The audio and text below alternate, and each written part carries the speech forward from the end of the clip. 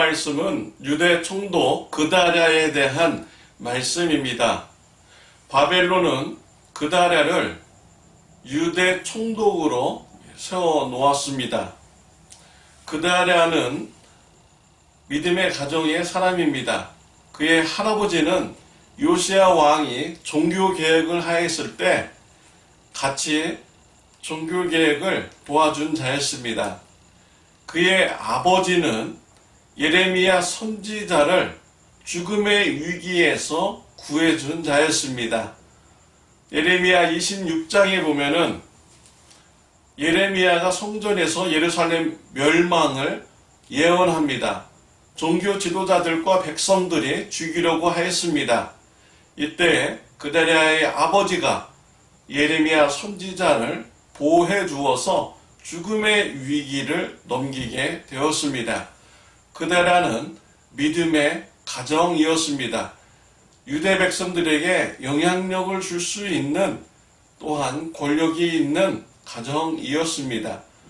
바벨론은 그다랴를 유대 총독으로 세워 놓았습니다. 이러한 소문이 주변에 퍼지게 되었습니다. 주변의 나라로 도망을 갔던 유대 백성들이 그다랴에게로 모여들기 시작했습니다. 미스바로 모여들기 시작했습니다. 그다랴는 모여드는 유대 백성들에게 평안의 길을 알려줍니다. 9절에 보면 사반의 손자 아이감의 아들 그다랴가 그들과 그들의 사람들에게 맹세하며 이르되 너희는 갈대아 사람을 섬기기를 두려워하지 말고 이 땅에 살면서 바벨론의 왕을 섬기라. 그리하면 너희에게 유익하리라 라고 하였습니다. 그다랴는 유대 백성들에게 평안의 길을 알려줍니다. 그다랴와 같이 바벨론을 섬길 것을 제안을 하였습니다. 바벨론을 섬기는 것은 하나님의 큰 구원 계획 안에 들어있는 것입니다. 하나님께서 죄를 회개하지 않는 유대 백성을 바벨론을 통해서 심판하셨습니다. 바벨론 포로기를 통하여 유대 백성들이 회개하기를 원하십니다. 정결케 되기를 원하시는 것이 하나님의 뜻이었습니다. 그다랴는 이런 하나님의 뜻을 알았습니다. 인정하였습니다. 받아들였습니다.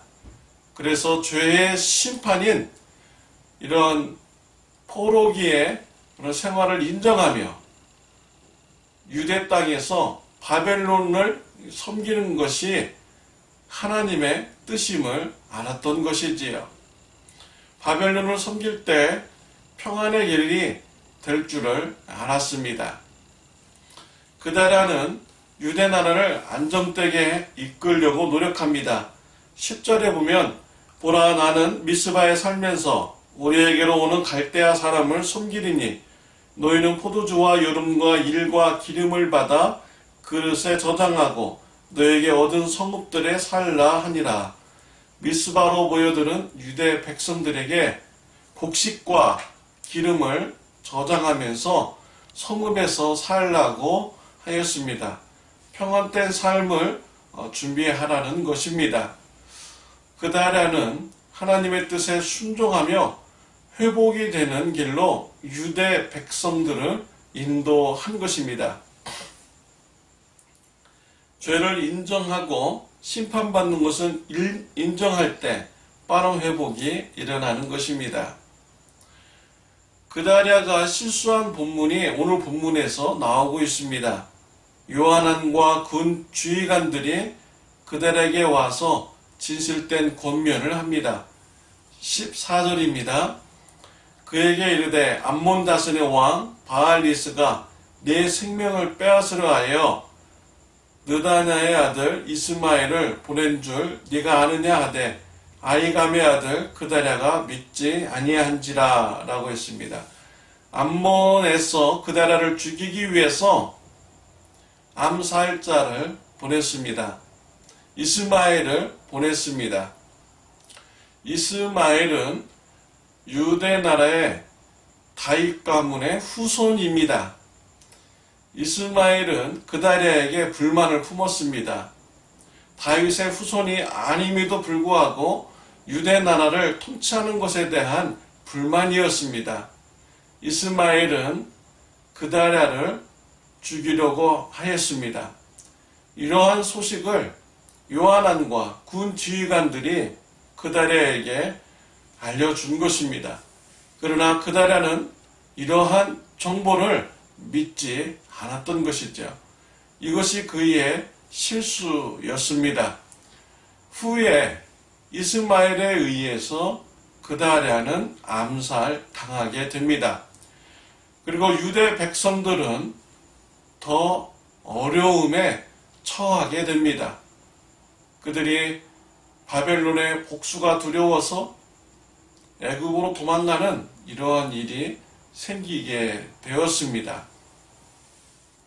그다리아가 조심하여서 죽지 않았더라면 남아있는 유대 백성들이 평안한 삶을 살았을 것입니다.